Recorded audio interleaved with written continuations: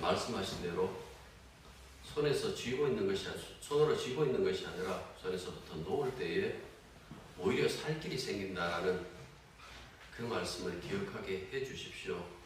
하루하루 우리의 삶을 늘 주님의 권능으로 살아간다는 그 사실을 알 때마다 우리가 이 땅에서 어떤 소망 가지고 무엇을 목표로 살아야 되는지도 분명히 깨닫게 해 주시기만 간절히 바라고 원합니다. 남들과 똑같이 살면서 나 예수 믿습니다 라는 것이 얼마나 부끄러운 말인지도 알게 해 주시고 다른 어떤 그 시선과 그 시각을 두려워하는 그 마음보다도 하나님께서 나를 어떻게 보실까라는 그 마음을 더욱더 두려운 마음으로 가질 수 있는 그런 저희들이 되게 도와주시기만 간절히 바라고 원합니다. 저희들 이 시간 주님 앞에 드렸던 것들을 통하여 우리가 더욱더 큰 은혜 받는 것이 아니라 드디어 이것이 사는 것이 아니라 주님 주신 그 은혜로 사랑으로 삽니다라는 그 고백을 함으로 말미암아 오히려 보이지 않는 그 능력으로 보이지 않는 그 힘으로 살아가고 있는 그런 하나님의 백성인 것을 우리가 다 알고 그 일로 인하여 기뻐할 수 있는 저희들이 되게 도와주옵소서. 예수님 이름으로 기도드립니다. 아멘.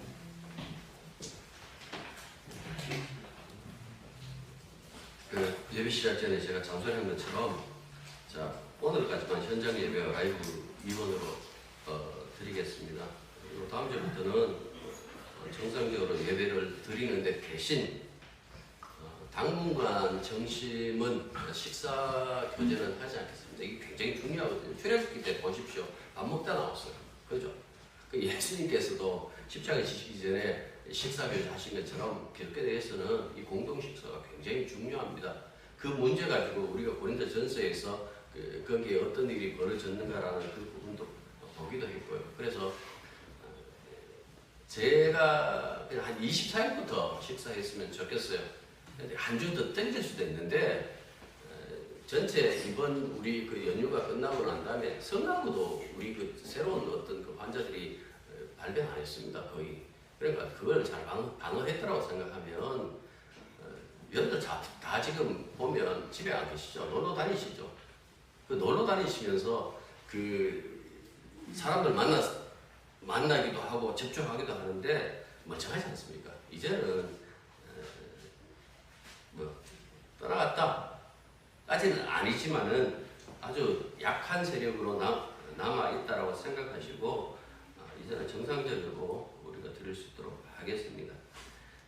혹시 마음이 연약하여 두려움이 있는 분도 계시거든요. 그러니까 식사할 때 24일까지만 마스크 쓰겠습니다. 그 너머에도 나는 쓰고 싶습니다 하면 괜찮습니다.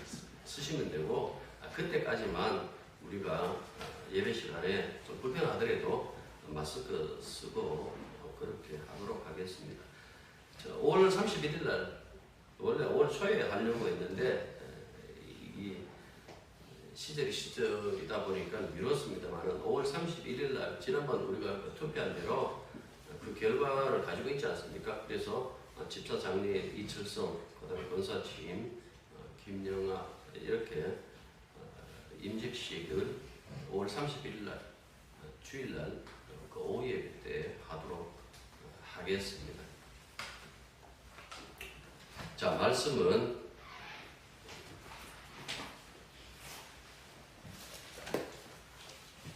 고린도후서 13장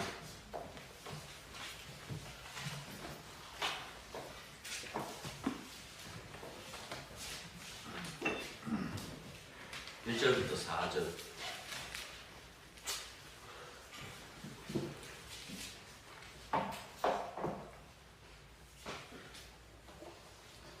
내가 이제 세 번째 너희에게 가리니 두세 증인의 입으로 말마다 확정하리라.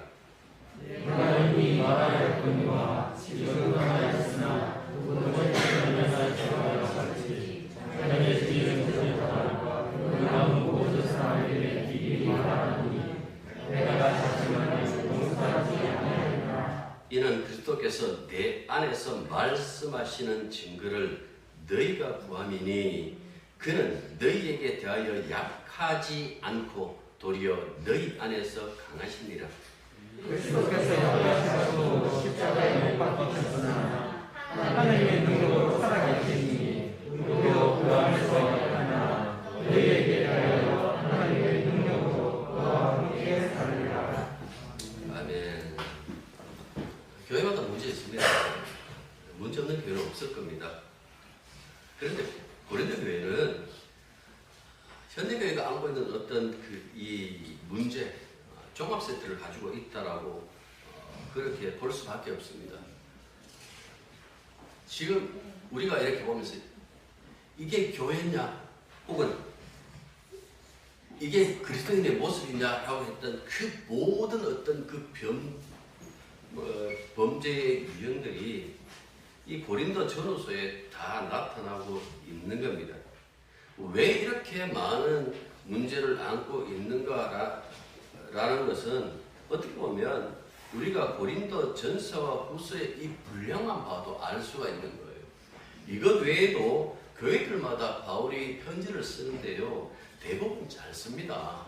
별로 그렇게 길지 않는, 전후서가 있다고 할지라도 그렇게 어떻게 보면 길지 않는 이 서신을 보냈는데, 고린도 전후서를 보면 굉장히 이 많은 분량이기도 하고, 이 분량 전체를 이렇게 보면 바울이 그 교회에 대해서 어떻게 생각하고 어떻게 다시 이 복음을 전해야 되는지 그런 부분에 대해서 고민하면서 이렇게 썼다라는 것을 충분히 우리가 알 수 있다라는 그 말씀입니다. 이제 고린도후서 마지막 장입니다. 13장에서 앞서도 말했던 것처럼 다시 고린도를 방문할 그 계획을 밝혔습니다.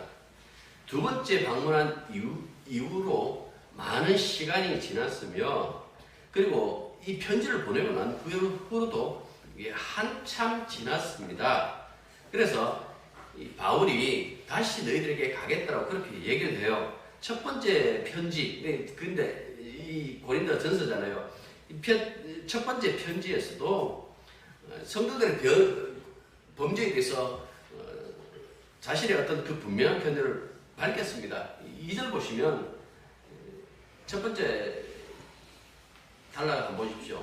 내가 이미 말하였거니와 라고 얘기를 했죠. 그러니까 여기서 말하는 내가 이미 말했다라는 것은 첫 번째 방문, 두 번째 방문, 그 부분을 이야기를 하는 거예요. 그 다음에 그 두 번째 단락 보십시오.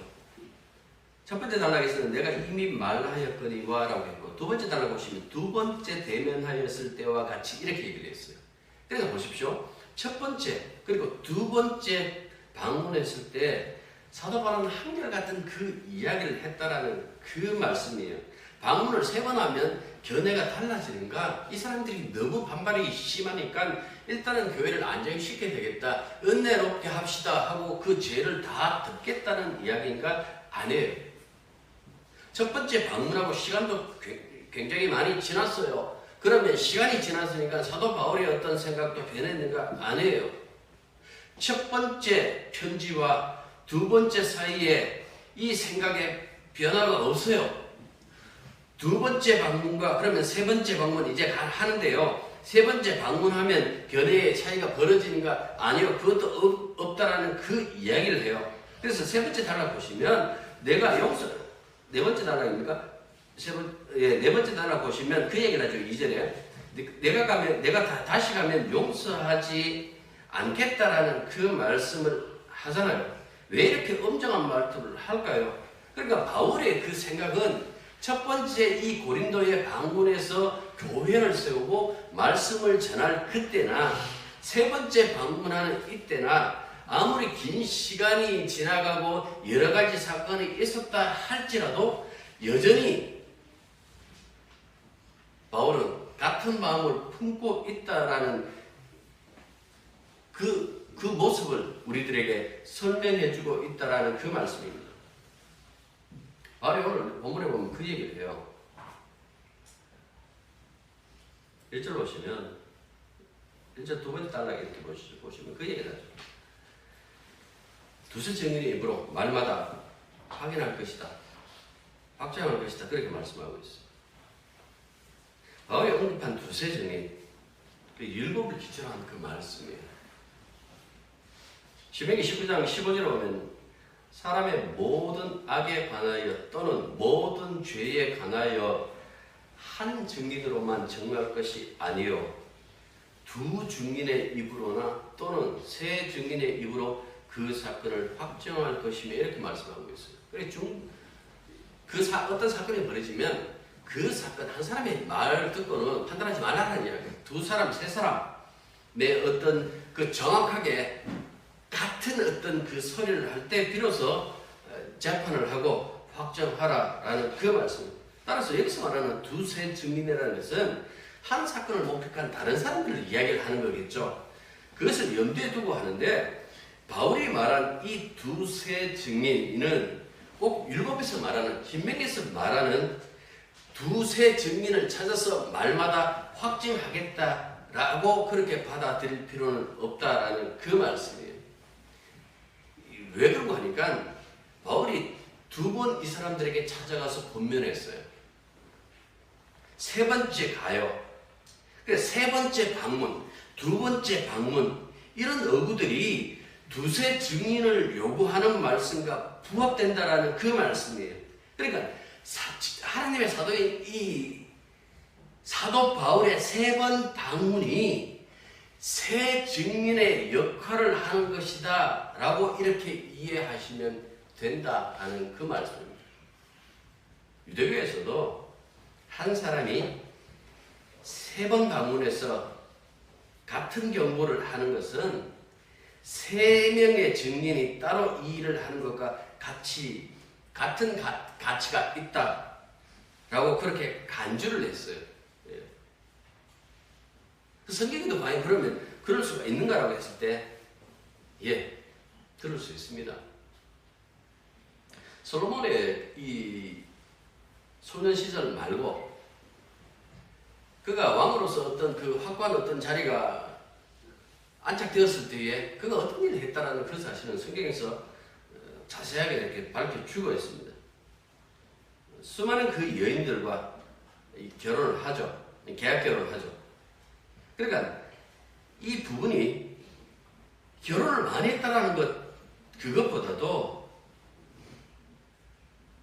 그 많은 여성들이 소위 말해서 이방 여인들이 들어왔는데 이 이방 여인들이 솔로몬의 마음을 빼앗았다라고 성경에서 그렇게 얘기를 하고 있어요. 그러니까 솔로몬의 마음을 빼앗았다라는 것은 오직 유일하신 하나님에게 이렇게 정해져 있던 이 솔로몬의 마음이 이방 여인들이 가지고 온 그 우상들에게 마음이 흔들리기 시작하고 거기에 눈길이 가기도 했다라는 그 말씀이에요. 그래서 이 부분에 대하여 성경은 어떻게 얘기를 하고 있는가 하니까 두 번이나 그에게 나타나셔서 경고하셨다라고 이렇게 말씀하고 있어요. 그런데도 솔로몬이 듣지 않았다라고 그렇게 말씀해요. 그 다음 구절에서 비로소 뭐라고 얘기를 하는가 하니까 다시 여호와께서 그에게 찾아오셔서 말씀하는 거예요. 이렇게 말씀하세요. 왕상 11장 11절에 보면 내가 내 언약과 내가 너에게 명한 내 법규를 지키지 아니하였으니 내가 반드시 내게서 왕국을 떼내서 내 신하에게 주겠다 하고 말씀하셨어요. 그러니까 여호와 하나님께서 솔로몬에게 세 번 찾아왔다라는 것은 말씀대로 심판할 수밖에 없다라는 거예요. 두세 증인이라고 얘기를 했을 때에 꼭 하나님께서 이 증인, 저 증인 혹은 연자 2명, 3명을 데리고서 얘기하는 것이 아니라 하나님께서 그의 꿈에 나타났다 할지라도 세 번 나타나셔서 같은 말씀을 하셨다면 충분히 말씀으로 심판할 수 있는 근거가 발생했다는 그 말씀입니다. 그래서 당신의 그 말씀을 근거로 그를 징벌하는 그 징벌이 뭔가 하니까 내 아들 대에 가면 너 아버지 얼굴 보고 내 지금 네 대에는 넘어가는데 내 아들 대에 가면 내가 나라를 둘로 쪼개버리겠다 하고 말씀하세요. 그게 바로 르호보암,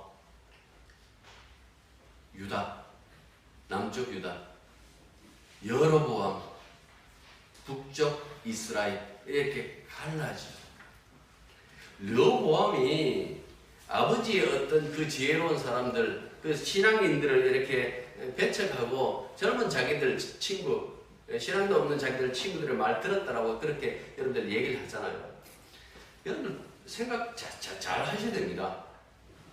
그 당시 르보암의 어떤 그 판단 미스가 나라를 쪼개는 어떤 하나의 계기가 된 것 아니에요.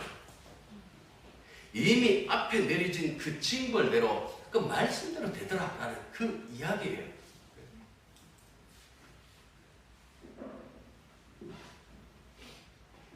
그만큼 무섭다는 거죠. 하나님 말씀 이루기 위해서 사람들 위험해요. 어리석게 만들어버리면 그렇게 되는 거예요. 그만큼 말씀대로 하신다는 그 말씀이죠. 이런 예를 신약에서 찾을 수는 있을까요? 예, 있어요. 마태복음 18장 15절 이하의 말씀 보면 이렇게 얘기를 해요. 네 형제가 죄를 범하거든 가서 너와 그 사람만 상대하여 권고하라. 둘이서 만나가지고 권고하라는 이야기. 이 사람아 이거 죄다. 회개하시게. 그래도 듣지 않으면 들으면 내가 형제를 얻은 것이요. 만일 듣지 않거든 그 다음에 한두 사람을 데리고 가서 두세 증인의 입으로 말마다 확증하게 하라. 네 말고 한 두 사람 더 데리고 가고 다시 얘기를 해라. 나도 반대 이 사람아. 나도 반대 이 사람아. 그거 주님의 사람으로서 할 일 아니네. 회개하시게 이 사람아. 그렇게 하라는 이야기예요. 만일 그들의 말도 듣지 않거든 그 다음에 어떻게 얘기를 하랍니까? 이 범죄의 사실을 교회에다가 말하고 교회가 나서서 교회가 대표성을 가지고 있는 사람들을 보내가지고 이 사람아 말 듣게 하고 얘기를 해도 듣지 않거든 이방인들과 세리같이 여기라. 여기서 이방인과 세리라는 것은 주님을 따르는 사람들을 얘기하는 것이 아니라 모르는 사람 취급하라. 상관없는 사람같이 취급하라라는 그 이야기예요. 형제가 죄를 못 믿을 때 그것을 어떻게 처리해야 하는가라는 그 내용을 가르치는데요. 이때도 이 말씀 속에 있는 것처럼 그 사람의 죄를 알고 있는 두세 증인을 세워서 곧바로 징계하라고 말씀하지 않는 거예요. 처음에는 죄를 발견한 자, 두 번째는 두세 명의 증인, 세 번째는 교회, 이런 세 번의 권고를 통해서 이 사람이 형제냐 아니냐를 가려내라 라고 이렇게 말씀하셨다라는 그 이야기입니다. 이 말씀의 끝은 그러면 베드로가 이런 얘기를 하죠. 우리가 7번 용서하면 되겠습니까? 거기에 대한 예수님의 대답이 뭡니까? 7번에 1번이라도 용서하라 라고 이렇게 얘기를 해요. 그래 용서 비유를 하는데 그것이 바로 1만 달란트 빚진 자와 100데나리온 빚진 자 그 이야기를 해요. 왜 이야기를 할까요? 정말 중요한 것은 용서라는 것을 이야기를 해주는 거예요. 내가 회개하겠습니다. 인간은 회개 못한다 그랬잖아요. 인간은 반성할 수밖에 없어요. 회개는 주의 성령이 임해야 비로소 회개가 이루어져요. 왠가하면 예수님의 그 십자가의 죽음에 동참하는 것이기 때문에 그 구원에 이르는 회개라는 것이 그렇게 할 수밖에 없는데요. 그런 거예요. 18장 15절에 이렇게 얘기를 해요. 너희가 각각 마음으로 형제를 용서하지 않으면 나의 하늘 아버지께서도 너희를 이같이 하시리라. 정말 중요한 것이 무엇인가라고 했을 때 주님은 그 얘기를 하는 거예요. 용서 이야기하는 거예요. 몇 번 찾아가야 됩니까? 혹은 어떻게 회개해야 됩니까? 라는 것이 아니라 용서가 어떻게 온가라는 그 부분을 이야기를 해주고 있는 거예요. 결국 우리들에 대한 그 용서는 주님밖에 할 수밖에 없다는 이야기죠. 우리 이 공동체를 가지고 교회라고 그래요. 이 교회라고 했을 때 그게 뭡니까? 왜 교회일까요? 교회라는 것은 우리가 앞서서 고린도전서에서 본 것처럼 그리스도의 몸이잖아요. 그 그리스도의 몸이라는 것은 하나님의 용서를 담재하고 있다는 뜻이에요. 그러니까 교회라는 이 공동체 안에는 하나님의 용서가 늘 활동하고 있다는 그 말씀이에요. 그리스도의 십자가를 통해서 나타난 하나님의 용서가 이루어지고 있기 때문에 그 용서를 받은 사람이 들어오는 것이 어딘가 하니까 교회라 그랬잖아요. 그게 교회다라는 그 말씀이에요. 그러면 하나님의 용서를 받아들이지 않는 사람은요, 교회 밖의 사람이죠. 따라서 교회가 얼마나 도덕적이냐 가지고 참과 거짓을 판단하는 것 아니에요. 하나님의 용서를 알고 있느냐, 진정한 그 회개가 일어나고 있느냐 그것으로 판단하고 있다라는 그 말씀이에요. 우리가 예수 안에서 의롭다고 칭함을 받잖아요. 근데 온전치 못하죠. 왜 그럴까요?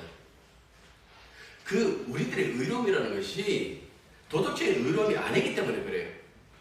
우리의 의로움이 용서받은 의로움이에요. 그게 무슨 소리가 아니까 용서가 없으면 우리의 의로움도 없다는 뜻이에요. 교회라는 것은 하나님의 용서가 그냥 머물러 있는 거예요. 한번 용서하고 끝나는 것이 아니라 계속 그 용서가 머물러 있기 때문에 그 용서를 경험하는 것을 가지고 교회라고 그렇게 얘기를 한다는 그 말씀이에요. 그래서 하나님의 자녀는 그리스도의 그 용서 안에서 하나님의 용서 안에서 벗어나지 못하는 거예요.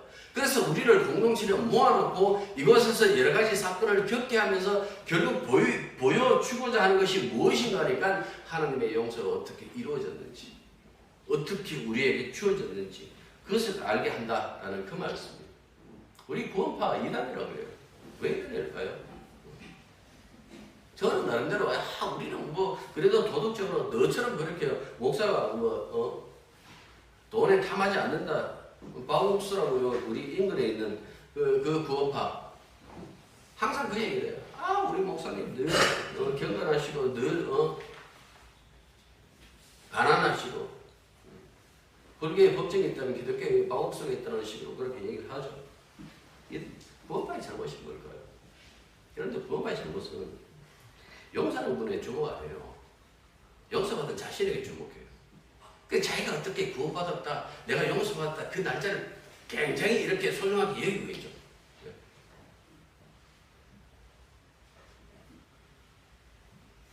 그래서 이단인 거예요. 예수 믿으면 자기에게 주목하면 안 돼요. 예수 믿는다라는 것은 나에게 주목하지 않습니다라는 뜻이에요. 이제는 예수님만 주목하겠습니다. 예수님만 바라보겠다라는 그 뜻이에요. 그들은 용서받은 자신에게 주목하는 것 아니에요. 어떻게 용서가 이루어졌는지 그 사건을 본다라는 그 말씀이에요.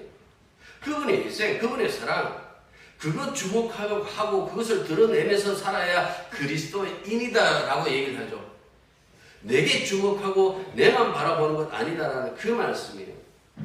회개가 늘 우리의 일생과 왜 함께하는 줄 아십니까? 그걸 두 개를 같이 보여주시는 거예요. 늘 그 죄에 익숙할 수밖에 없는 나와 끊임없이 나를 용서하시는 하나님, 그것이 계속해서 교차하니까 우리들 속에서 회개가 일어난다는 그 말씀이에요.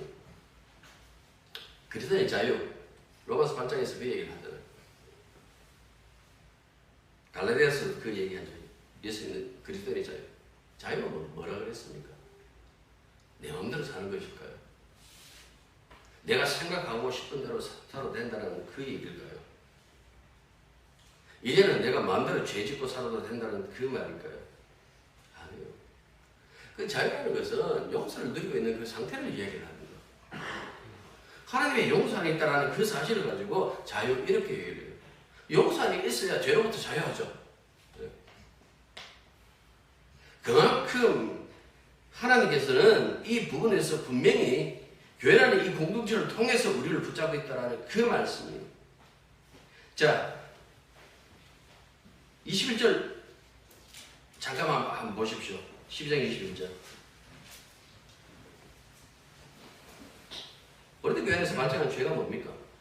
부정함, 음란함, 방탕함이죠. 이걸 어렵게 그러면 이게 뭘까라고 생각하지 마시고 그냥 세상살이 이렇게 생각하세요. 내가 예수님 살아가지고 세상 살아야겠다고 그렇게 생각하시면 되는 거예요. 바울이 이것을 두 번이나 참았다고 그렇게 얘기를 했어요. 그리고 2절에 13장 2절에서는 다시 가면 용서하지 않겠다라고 얘기를 해요. 자, 용서가 넘쳐야 될 그 교회를 향해서 용서하지 않겠다? 앞서서 우리가 본 것처럼 유대교의 어떤 복종을 번떠가지고 교회 복종을 개설해놓고 내가 죄 지은 놈들 다 내가 이렇게 재판해서 심판하겠다라는 그런 뜻은 분명히 아니겠죠. 분명히 이 말씀 용서하지 않겠다라는 이 어감은 굉장히 팍팍한 어떤 느낌을 주고 있는데 이게 징계하겠다라는 것이 목적이 아니에요. 그러면요, 사실은 용서하지 않겠다라고 했지만은 용서하라는 이야기예요. 용서에 참여하라는 이야기예요. 예. 용서만큼 세상에 강한 것이 있을까요?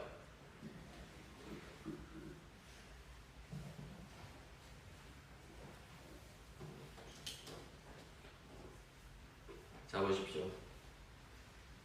3절 보십시오.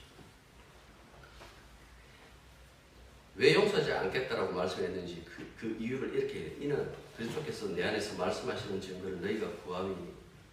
이게 무슨 소리입니까? 당신이 사도지 않습니까? 사도의 그 증거를 됐으면 좋겠습니다. 그 얘기잖아요.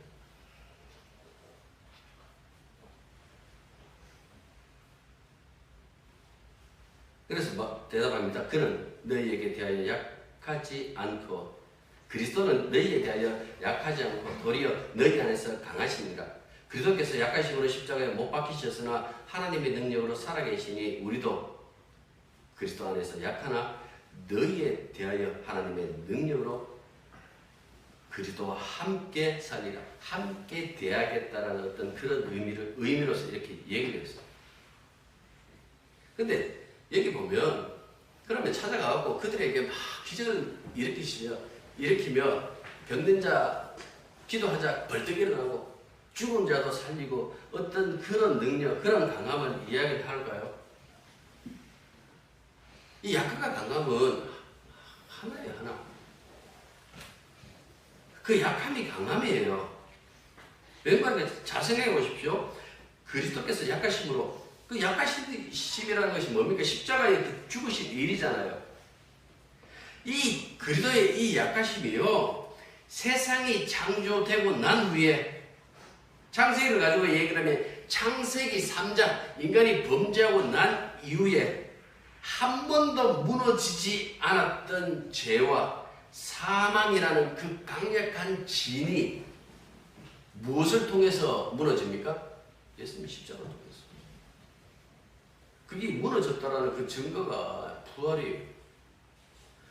그 약하심으로 그 강력한 진을 파하셨다라는 그 말씀이에요. 예수님이 힘 없으셔서 이 약해지신 것 아니다. 그거는 이미 우리가 고린도후서 8장 9절에서 찾아봤어요.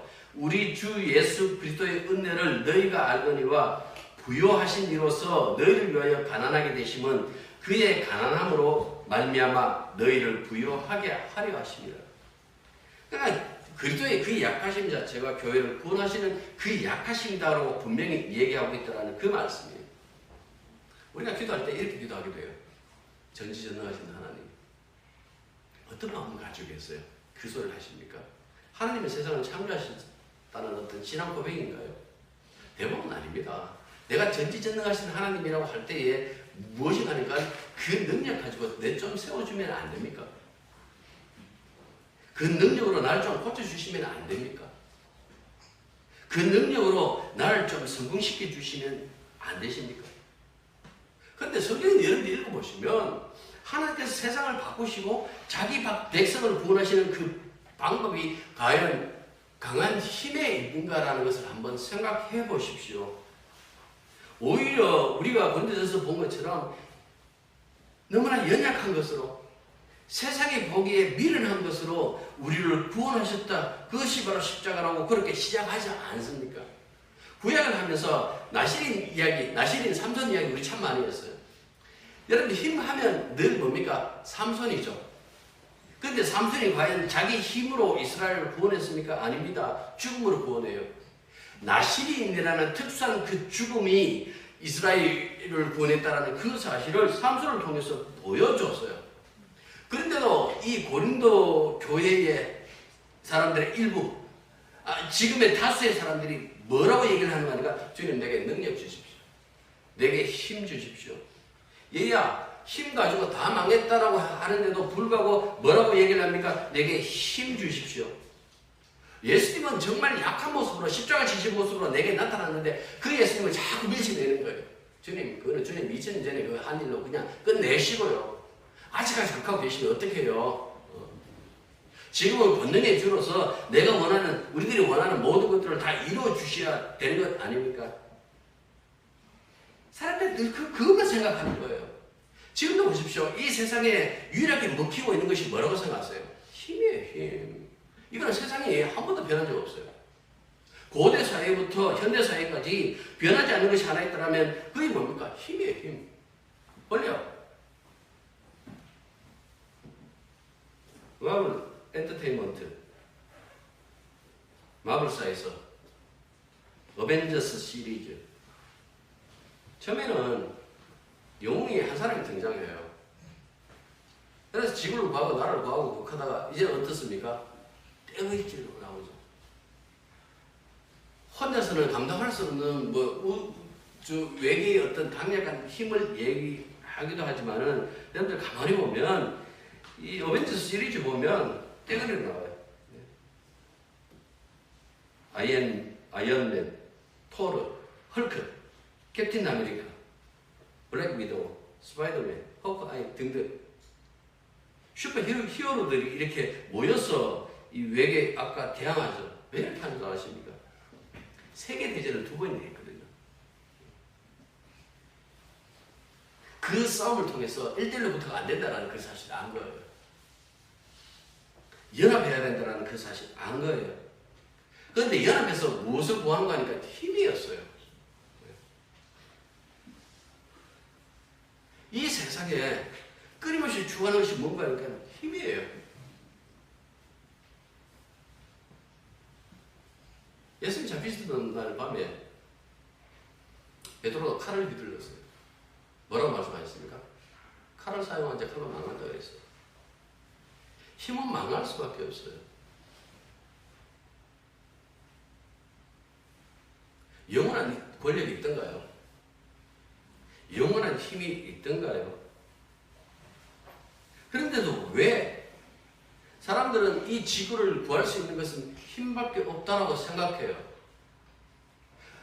그 힘이라는 것이 꼭 군사력만 얘기하는 것 아니에요. 경제력. 그리고 더 지금은 어떻게 보면 군사력보다도 돈이 더 위에 있어요. 돈이 지배하는 세상을 살고 있다는 그 말씀이에요.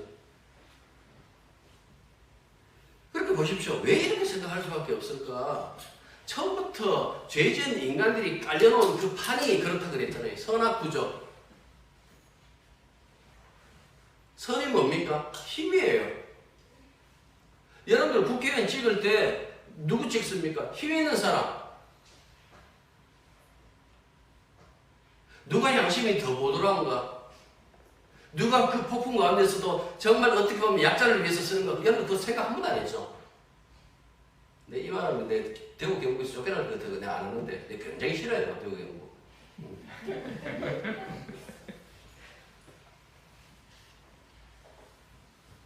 딴 데도 마찬가지지만은 최소한 예수 믿는 사람은 달라야 된다 얘기를 했잖아요. 도대체 누가 약자 편에 서는가라는 것을 봐야 되는데 그걸 안 보는 거예요. 우리를 구원해줄 수 있는 권력 없어요. 우리는 지금까지 수많은 대통령을 봤지만은 그 대통령 중에서 지금의 현 대통령도 마찬가지로 누구도 우리를 구원하시는 분 아니에요. 우리의 구원자는 예수 그리스도. 근데 어떻게 구원하시는 거 아닙니까? 약하심으로 구원하세요. 힘으로 구원하는 것이 아니라 십자가의 죽음으로서 구원하신다는 그 말씀이에요. 아마 하나님께서 우리 꿈에 나타나고 야 이런 봐라. 이게 말도 듣지도 않고 내가 네 힘 다 빼야 되겠다라고 하면 벌떡 일어나고 여러분들 고민하겠죠. 그런데 꿈에 또 나타나셔가지고 앞으로 네 용서 안 할래 라고 만약에 그렇게 하면 그게 벌떡 일어날 일로 그렇게 얘기할까요? 벌떡 일어나고 정말 얼굴이 하얘진다면 그 사람 손 떨 거예요. 그런데 그렇지 않죠. 뭐 그러시든가 말든가. 나 뭐 돈 있으면요 사는데 지장 없어요. 내 두 팔 뻗고 그렇게 살면 되지. 뭐 하나님 용서하시든지 안 용서하시든지 그거 뭐 알아서 하십시오. 대부분 여러분들 그것을 심각하게 생각하지 않지 않을까라는 그 말씀이에요. 사도 바울이 어떤 사람입니까? 주님의 사람이에요. 하나님의 사람이에요. 성령의 사람이라는 그 말씀이에요. 그가 지금 이렇게 용서하지 않겠다라는 것은 하나님의 용서 안에 없는 사람, 용서가 없는 사람, 예수의 핏부림이 없는 사람에 대해서 용서하지 않겠다. 너희들은 너희 갈 길을 가라라는 그 말씀이에요. 교회라는 것은 진짜 용서가 있어야 된다는 그 이야기를 해주고 있죠. 하나님은 교회를 이렇게 살필 때 어떻게 살필까요? 교회는 좀 늘었네. 이거 보실까요? 그거 아닐 거예요. 보자. 내가 예수를 통해서 내린 그 용서, 그 용서를 아직도 담고 있는지, 그게 여기에 흐르고 있는지, 그걸 보자. 그렇게도 보십시오. 그런데 왜 뭐라고 얘기를 합니까? 능력 보여주십시오. 교회 봉사 선볼 때 이렇게 선봐요. 우리 교회 부흥시킬 자신 있습니까? 경험 있습니까? 당신의 이름을 우리가 거론했을 때에 우리가 사회에 나가갖고 당신 때문에 부끄러워하지 않을 어떤 그런 위치에 있을 수 있겠습니까? 그건 찾아요. 십자가 용서 아십니까? 십자가 사랑을 아십니까? 하나님의 은혜가 어떻게 펼쳐졌는지 그것 알고 이 교회에 오셨습니까? 라고 물어야 되는데 그거 아무도 안 묻는 거예요. 왜 안 물을까요? 교회가 아니기 때문에 안 묻는 거예요. 거기. 한 번도 그런 경험이 없기 때문에 못 묻는 거예요.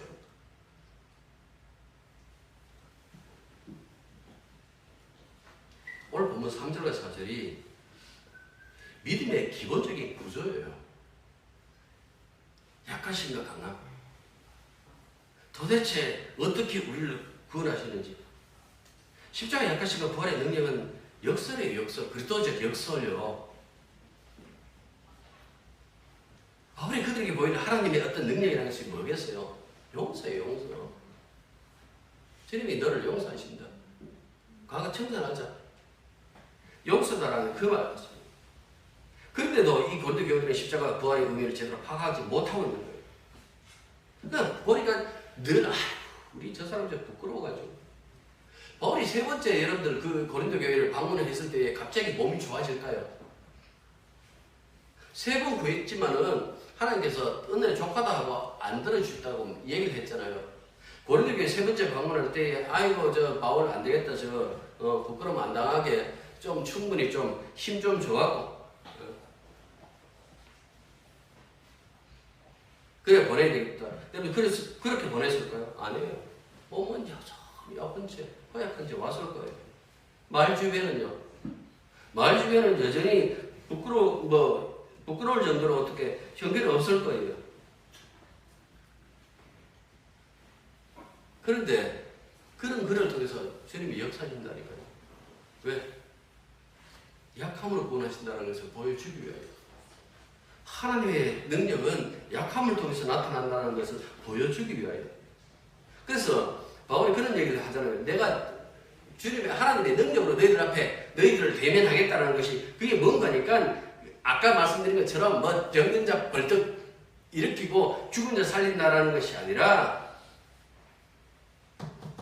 제대로 교회가 뭔지 주님이 어떻게 우리를 용서하셨는지 그걸 말씀하겠다는 거예요.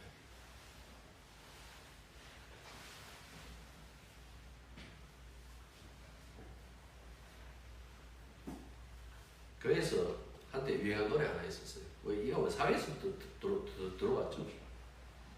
생일 되면 여러분 하는 거 생일빵 혹시 우리 아이들은 모르죠? 생일빵. 뭐 생일빵 여러분들 먹고 싶으면 저한테 오십시오. 생일 한방 제대로 먹여줄 테니까 생일빵. 그거에서 뭐라고 노래합니까? 왜 태어났니? 그죠? 우리 그래. 여러분들 심하게 생각하셔야 됩니다. 왜 태어났습니까?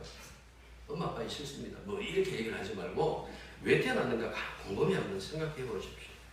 왜 태어났을까요? 왜 태어나게 하셨을까요? 네. 왜 태어나게 하셨을까요? 밥이나 먹고 살아라. 여러분들 살라고 태어나게 하셨을까요? 아예 평생 다이어트 하면서 몸짱으로 그렇게 살아라. 여러분들 그것 때문에 태어나게 하셨을까요? 아니면 안정적인 노후 대책 세우고 살아라. 그것 때문에 여러분들 태어나게 하셨을까요? 아니면 2억짜리나 되는 그 벤틀리 몰고 살면서 그렇게 살라고 그렇게 태어나게 했을까요? 여러분들 이런 것은 그냥 일반적인 그 기능이에요. 제일 중요한 것은 왜 태어났니라고 얘기를 했을 때 그 기능들을 다 빼는 거예요. 다 빼고 이제 근본적인 것 가지고 인생을 다시 한번 돌아보는 거예요. 왜 태어났습니까? 왜 태어나게 하셨을까 하나님께서? 그때 만약 여러분들 다 제거하고 있는 거 다 제거하고 여러분들 그 마음속에 주님의 그 용서, 그 용서가 담겨져 있으면 주님께서 내게 하나님의 그 용서, 주님의 용서를 담게 하기 위하여 나를 태어나게 하셨구나. 여러분들 이렇게 되면 이걸 갖고 성경에서는 알고 그래요. 그런데 다 있는데 앞에서 이야기하는 모든 것들이 다 있는데요.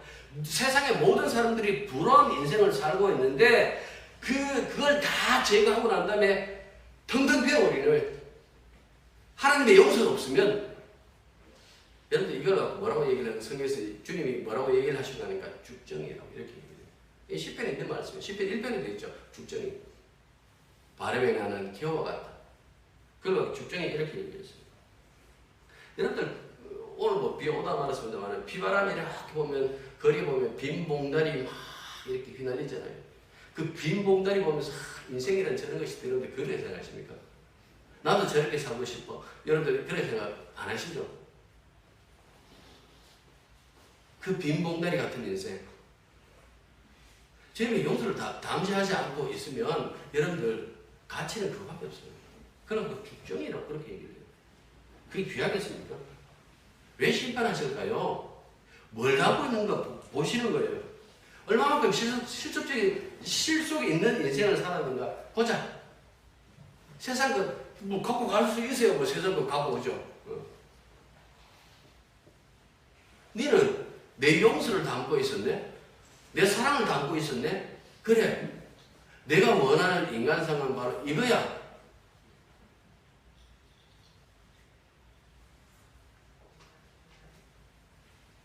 그래서 천국 들어가는 거예요. 갈라디아서 6장 14절 그러나 내게는 우리 주 예수 그리스도의 십자가로 결코 자랑할 것이 없다. 그 약함, 병든 몸, 어눌한 말 주변 그런데도 그 사람 안에 담겨진 게 하나 있어요. 바로 그리스도의 십자가예요. 그 피가 담겨져 있다는 그 말씀. 하나님께서 그를 용서하셨다. 왜 삽니까? 라고 했을 때에 사는 그 어떤 그 목적 혹은 그 존재의 이유는 바로 이거예요. 하나님의 용서를 담고 있는 것. 하나님의 사랑을 담고 있는 것. 여러분 이거 없으면 인간 아니에요. 이것 없으면 헛사는 거예요. 그 이야기를 지금 이때까지 긴 시간을 통해서 사도 바울이 이 고린도 교회에다가 했던 말씀이다라는 그 말씀을 기다리겠습니다. 저희들이 언제나 주님 앞에 나라는 그 인생 정말 어떠한지를 늘 돌아보게 해주십시오. 아무것도 아닌 인생 붙잡고 산이 준비하며 늘 몸부림치고 있는 것은 아닐런지요. 하나님이 우리를 택하셨고 하나님이 우리와 함께 하시고 용서하셨다는 것이 얼마나 중요한 것인지 그것이 얼마나 귀중한 것인지 날마다 그것을 깨닫게 해주시고 오직 주만 자랑하고 살아갈 수 있는 저희들 되게 도와주옵소서. 예수님 이름으로 기도드립니다. 자, 일어나십시오. 635.